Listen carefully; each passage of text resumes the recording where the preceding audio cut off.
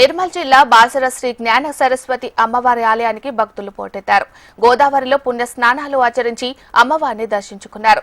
తెలుగు రాష్ట్రాలతో పాటు ఇతర రాష్ట్రాల నుంచి భారీగా భక్తులు తరలివచ్చారు. చిన్నారులకు అక్షరాభ్యాసం చేయించి ప్రత్యేక పూజలు చేశారు. భక్తుల రద్దీతో అమ్మవారి ఆలయం కిటకిటలాడుతోంది. అమ్మవారి దర్శనాన్ని 2 గంటల సమయం పడుతోంది.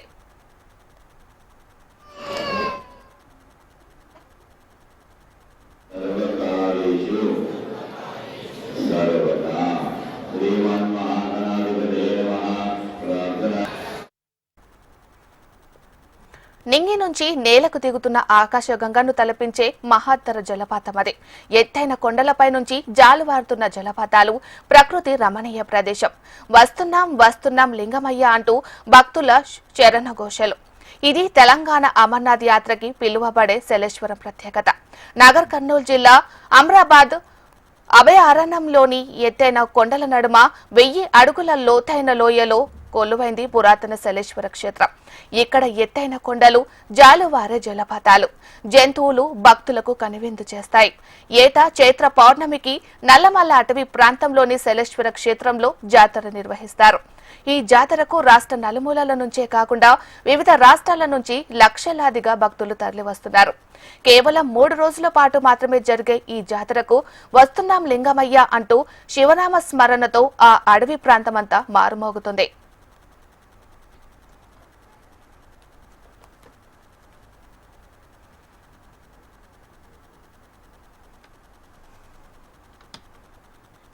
శలేశ్వర లింగమయ్య దర్శనానికి ఇవాళ చివరి రోజు కావడంతో వివిధ ప్రాంతాల నుంచి భక్తులు భారీగా తరలివస్తున్నారు.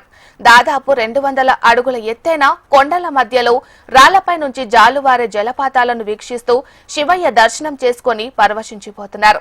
ఈ శలేశ్వరంలో కొలువైన శివయ్యను దర్శించుకోవాలంటే పెద్ద సాహసమే చేయాల్సి ఉంటుంది. శ్రీశైలం వెళ్లే దారిలో దట్టమైన నల్లమల్లలోని పర్హాబాద్ నుంచి పుల్లయ్యపల్లి చెంచుపెంటల మీదుగా సుమారు 20 కిలోమీటర్ల వాహనాల్లో ప్రయాణం చేయాల్సిందే. అక్కడ వాహనాలు పార్కింగ్ చేసి కొండలు రాళ్ల దారిలో 5 కిలోమీటర్లు నడిచి వెళ్లాలి.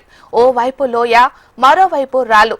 భక్తులతో కిక్కిరిసే దారులతో శివయ్య దర్శనానికి వెళ్లడం సాహసమే. ఎంతో కష్టపడి కాలినడకన ఈ శలేశ్వర క్షేత్రానికి చేరుకున్న భక్తులకు ఎదురుగా ఉన్న ఎత్తైన కొండలపై జలధారులు కనువిందు చేస్తాయి. జలపాతం దగ్గర స్నానమాచరించి కొండల్లో కొలువైన శివయ్యను దర్శించుకొని తరిస్తారు భక్తులు.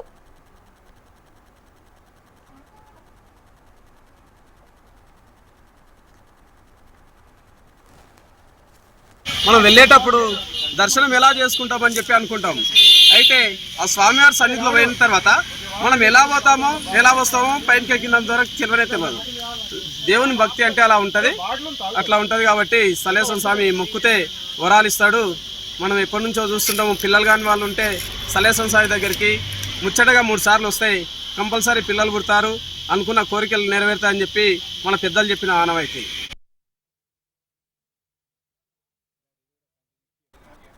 శలేశ్వరం జాతర నేపథ్యంలో అటవీశాఖ సిబ్బంది, పోలీసులు అన్ని రకాల ఏర్పాట్లు చేశారు. భక్తులు ఇబ్బందులు పడకుండా సౌకర్యాలు కల్పించారు. వీరితో పాటు ఉమ్మడి మహబూబ్ నగర్, రంగారెడ్డి జిల్లాలకు చెందిన స్వచ్ఛంద సంస్థల ప్రతినిధులు, అన్నదాతలు నీటి సౌకర్యాలు కల్పిస్తారు. శలేశ్వర క్షేత్రానికి అచ్చంపేట ఆర్టీసీ డిపో నుంచి ప్రత్యేక బస్సును నడుపుతోంది.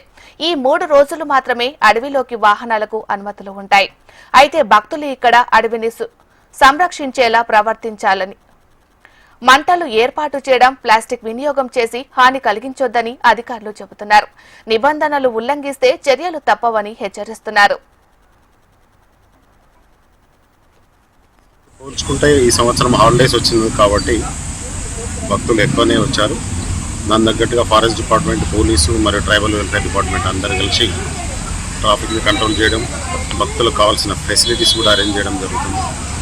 కేవలం ఈ 3 రోజులు అంటే పున్నమి కంటే ముందు, పున్నమి తర్వాత జరిగే ఈ యొక్క చెంచుల ఆరాధ్య దైవమైన లింగమేశ్వర స్వామి దర్శనానికి చెంచులే కాకుండా చుట్టూ నాగరికతగా పట్టణాల నుంచి కూడా కర్ణాటక, మహారాష్ట్ర, తమిళనాడు నుంచి కూడా చాలామంది రావడం జరుగుతుంది.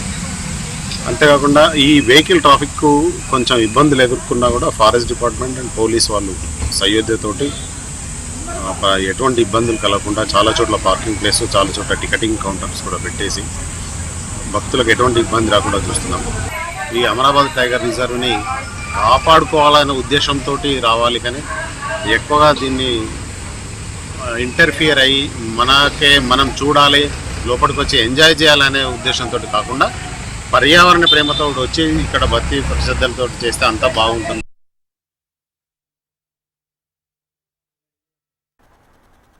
అయితే ప్రతి ఏడాది 3 రోజులు మాత్రమే అనుమతి కాకుండా ఏడాదిలో 9 నెలల పాటు ఆంక్షలతో కూడిన శైలేశ్వర దర్శనం కల్పించేందుకు చర్యలు చేపడతామని అధికారులు అంటున్నా అది ఇప్పటి వరకైతే కార్యరూపం దాల్చడం లేదు. కేవలం 3 రోజులు మాత్రమే అనుమతిస్తుండటంతో ఆ 3 రోజుల్లో లక్షలాది భక్తులు తరలి వస్తుండటంతో ప్రమాదాలు కూడా జరుగుతున్నాయని, వచ్చే ఏడాదికైనా 9 రోజులు లేక కనీసం 5 రోజులైనా జాతరకు అనుమతి ఇవ్వాలని కోరుతున్నారు. దారి ఉండాలి. 2 వేలలో దారి ఉంటే ఇంకా జనాలు కూడా ఇంకా ఎక్కువ రావడానికి అవకాశం ఉంటుంది. ప్లస్ సంవత్సరానికి 3 రోజులే ఉంటుంది ఈ టెంపుల్ కాబట్టి ఇక్కడ అందుకోసం క్రౌడ్ అనేది విపరీతంగా రావడం జరుగుతుంది. జనాలకు గవర్నమెంట్ ఎప్పుడే కానీ ఈ ఇంకోటి ఛార్జీలు కూడా విపరీతంగా ఛార్జీలు చేస్తున్నారు. అక్కడ కూడా జనాలను కంట్రోల్ చేయాలి గవర్నమెంట్. అంటే అక్కడ ఉన్న సిబ్బంది కావచ్చు, వాళ్ళు కావచ్చు, పోలీసులు కావచ్చు, అందరు ఇక్కడికి అయితే మంచిగా ఉంది, కానీ ఇంకా దీన్ని మెరుగుపరచాలి.